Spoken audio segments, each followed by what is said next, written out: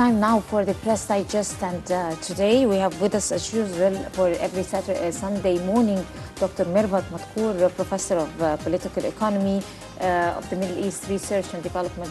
Good morning, Dr. Madkour. Good morning to you. How are you doing today? I'm doing fine, and you? I'm fine, thank you very much. And I'm going to start off with our main dailies, and we're going to start with Al-Akhbar.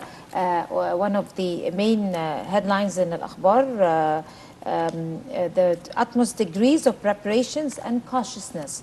The President gives his directives regarding intensifying the security presence in public places. President Al-Sisi holds an expanded meeting with Prime Minister Sharif Ismail and Ministers of Defense, Foreign Affairs, Interior and Justice and Finance, as well as heads of both General Intelligence and Administrative Audit Authority. Presidential spokesman Ala Yusuf said that the meeting tackled security situation in the country, which with the President giving his directives for reinforcement of security in public areas and vital installations ahead of Christmas celebrations. The President also stressed on the need for security apparatus to be on alert and that all citizens to unite up for the safety and stability of the nation in its fight against terrorism. Doctor, of course, the holidays are on the door, Christmas celebrations, and the ghost of the St. Peter's Church in Cairo is haunting all Egyptians. I mean, it's terrorizing everyone. And the President has given his directives, as we can see, to all institutions to be on high alert. This is a normal procedure, Dina. Right. Okay. Since, if you remember, 2010, when it was shifting to 2011, you have the Church of the Two Saints, which was sabotaged on the New Year's Eve. So undoubtedly, nobody is susceptible to any terrorist attack, as you know.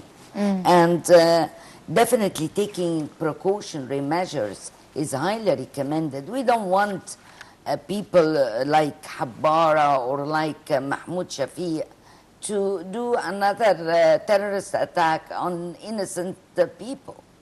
But doctor, let me get in here with an important question. Do you think with executing Habbara and other people who are now in jail, we are going to end once and for all terrorism, or executing the ideologies, the wrong ideologies that are injected in the minds of youth? Exactly, Dina. If you really go through all the speeches that have been given by President Abdel Fattah al-Sisi, what was he stressing? The renewal of Al-Azhar in its religious discourses and everything.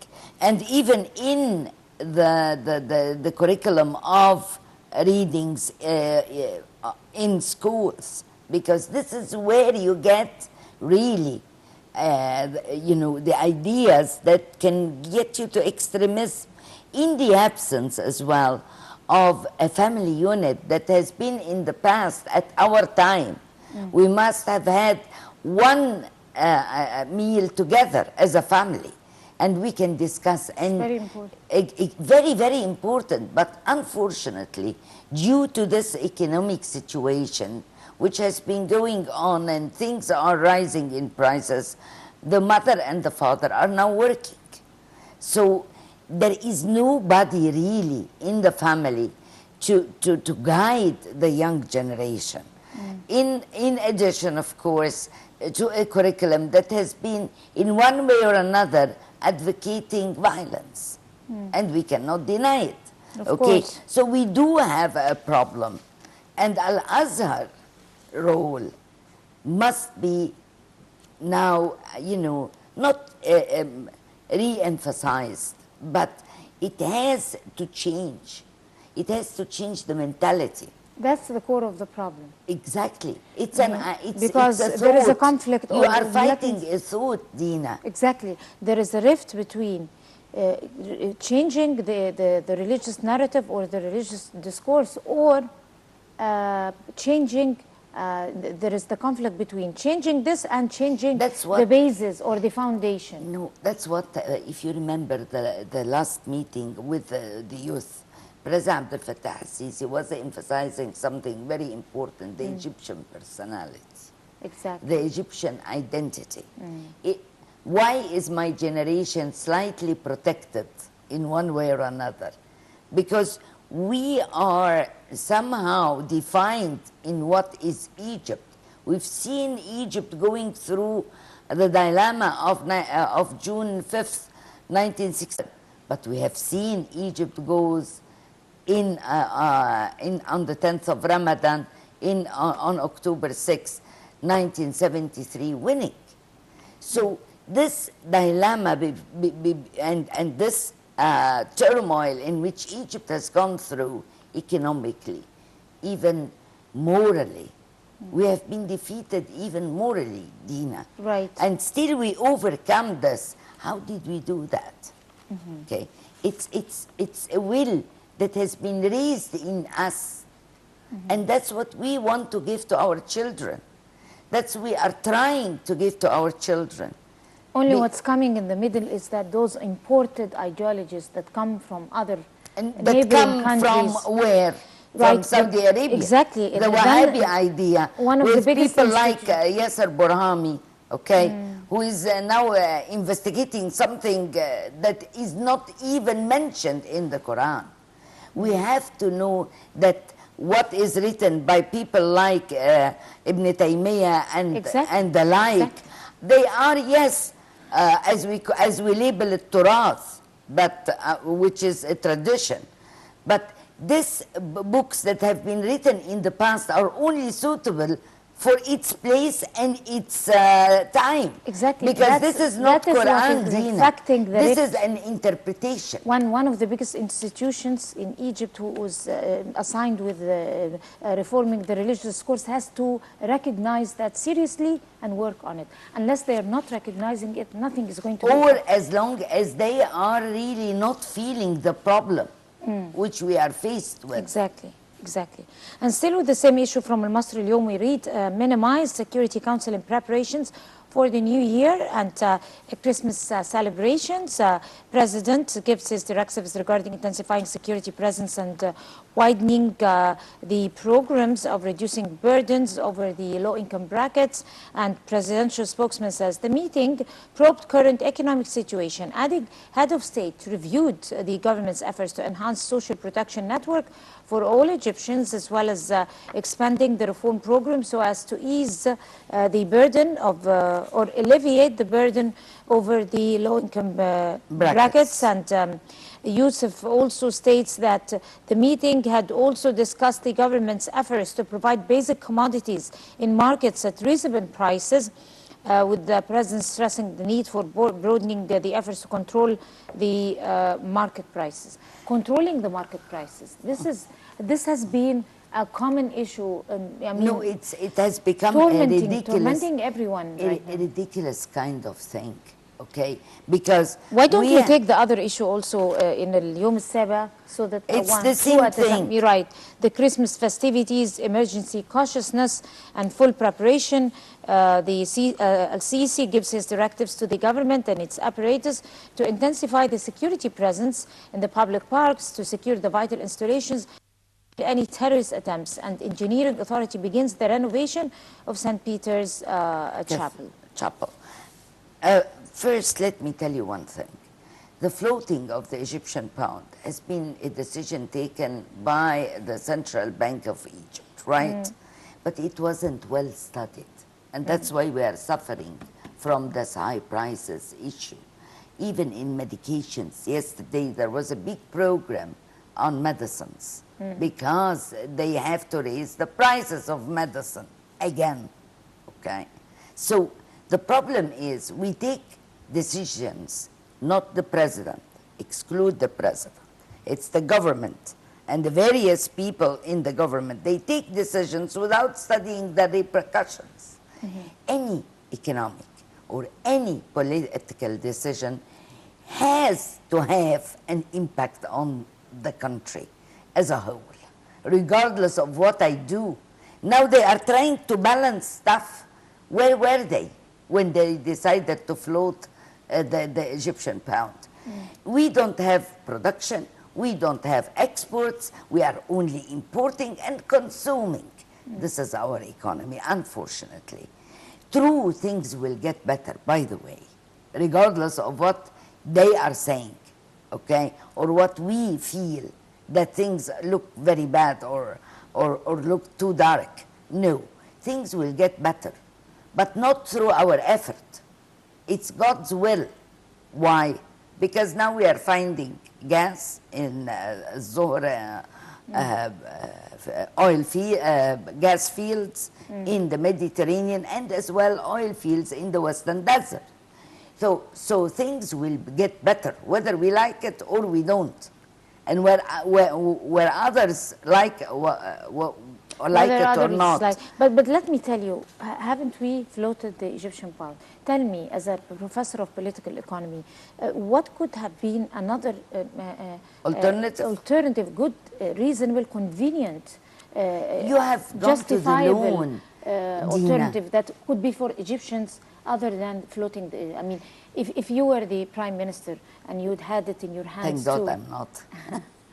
and you would have it in your hands to be able to take that political and economic decision, what other solution would you resort to other than floating? I'll tell you one thing. There were many other. Take one. One, I said it already. We could have asked investment banks to raise their capital by whatever, according, you know. Like, for example, enforcing the capital gain tax? For example? For example. and mind you, we are somehow, there is somebody doing something very, very wrong. I don't know who. I wished I knew. Okay? Somebody is not really willing, and I'm again stressing, it's among the government, not the president. The president is a poor guy who is running after everybody to do his job properly, which is really disastrous. Because if you read between the lines, it's the initiation of the president to raise the security measures or to raise the cautiousness. I know that these ministers, in particular, excluding the finance minister, because I have my own reservations for the economic group in our government. Okay? Because I feel they only go to the easy solution. There are other measures that require thinking properly. Mind you, people like Theodore Roosevelt, back in 1895, he fought these traders and these businessmen who are using the public. He said, democracy is the rule, by the people, for the people. So we have to work for the people's good. Can you repeat that word again, please? Democracy is the rule, by the people, for the people. So we don't have to sacrifice. Not for the businessmen. We do not have to sacrifice for the traders. We do not have to sacrifice with 2 generations for the coming generations. This doesn't work. No, it doesn't. Thank you. Definitely. And from Al-Akhbar front page, we read the leader of the majority at the German parliament says, Egypt is a safe country and I shall return to visit its historic sites. Volker Kauder says from inside St. Peter's Church, the security situation in Egypt is stable, and Kauder stresses that Egypt can depend on his country in its war against terrorism, in pushing forward the process of development and in boosting the economy. The President Abdel Fattah al-Sisi on Sunday met with the head of the German opposition in Cairo. During the meeting, they discussed the bilateral ties and a number of regional and international issues. President Sisi met with the head of the German opposition in the, I guess, earlier when he came to the visit for the St. Peter's Church. And earlier on Saturday, Kauder had visited the St. Peter's Church and St. Paul's Church, where last Sunday's deadly bombing took place. He praised, or he hailed, the swift announcement of the identities of the terrorists involving the bombing, who were involved in the bombing, and President Sisi's instructions to restore the church within, or renovate the church within 15 days. The head of the German opposition also called for unity among the international community, countering terrorism. And he also confirmed the stability of the security situation in Egypt, revealing that there is a plan to supply the police force with the required equipment to fight terrorism. The German official called on the international community to support Egypt's economy, especially the International Monetary Fund, in financing the country's economic reform plan.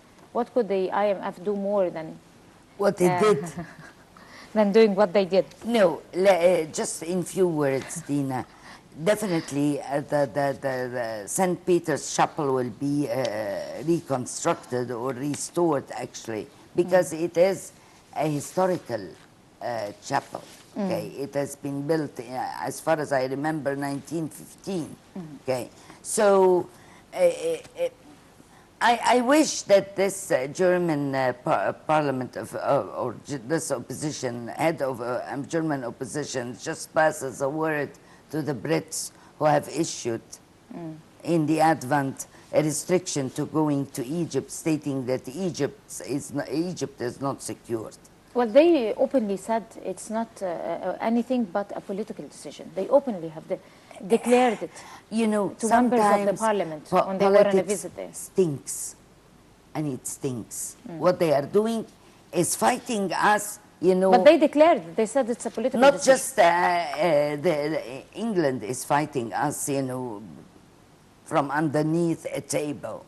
Everybody, even brothers, they are fighting us, and we shall see. Well, we can Supposedly always conquer everyone. brothers. I guess we can always conquer everyone unless we do not fight ourselves. Exactly. We make sure that we don't fight ourselves. 100%. And from Al-Masri اليوم front page we read, a judiciary source says Egypt to keep the remains of the doomed plane until the investigations are over. And MS-804 air crash victims' remains shall be handed over to France after that. Egypt state prosecutor has ordered the remains of victims from the crash of Egypt Air Flight 804 from Paris to Cairo be handed over to relatives. The Airbus A320 had been en route on May 19th when it crashed into the Mediterranean, killing all 66 on board, among them 40 Egyptians and 15 French nationals. On Thursday, the aviation ministry in Cairo announced that traces of explosives had been found on the victims' remains. Saturday's statement said the prosecutor ordered of remains of Egyptian victims, and there is currently coordination with foreign embassies to turn over the remains of foreigners. And we're going to go to a quick report featuring that sad event that will never be forgotten by all Egyptians and the whole world, and we'll come back to you. Egypt's state prosecutor has ordered that the remains of victims from the crash of Egypt Air Flight 804 from Paris to Cairo be handed over to relatives. The Airbus A320 had been en route on May 19 when it crashed into the Mediterranean, killing all 66 on board, among them 40 Egyptians and 15 French nationals. On Thursday, the aviation ministry in Cairo announced that traces of explosives had been found on the victims' remains. However, France's air safety agency said it was not possible to determine what caused the crash, saying it did not have information on how the samples were collected. Saturday's statement said the prosecutor ordered the return of remains of Egyptian victims, and there is currently coordination with foreign embassies to return the remains of foreigners. France welcomed the decision on Saturday and said it hoped it would be implemented as quickly as possible.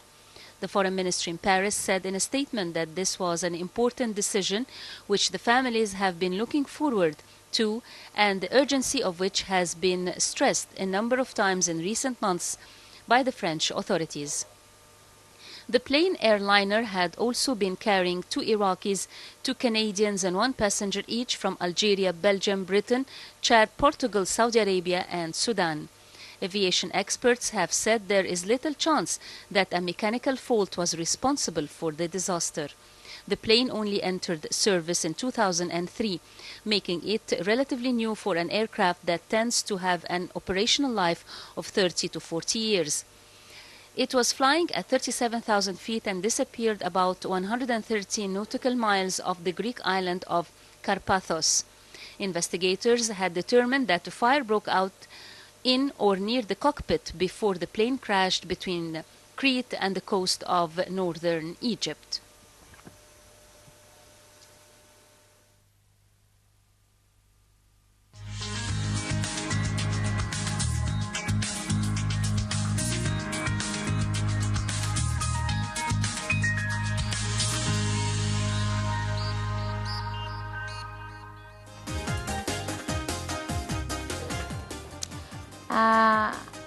I guess we'll have to end it here with the press digest, and many thanks to you, Dr. Mervat Madkour, Professor of Political Economy, Research and Development of the Middle East.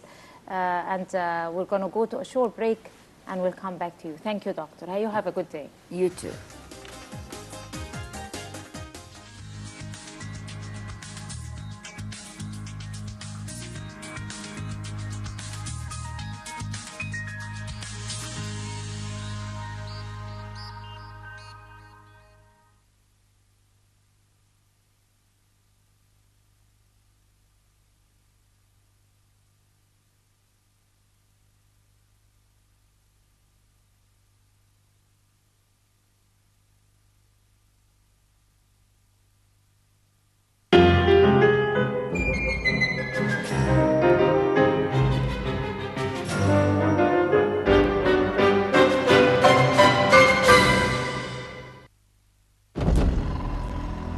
Be the first to know.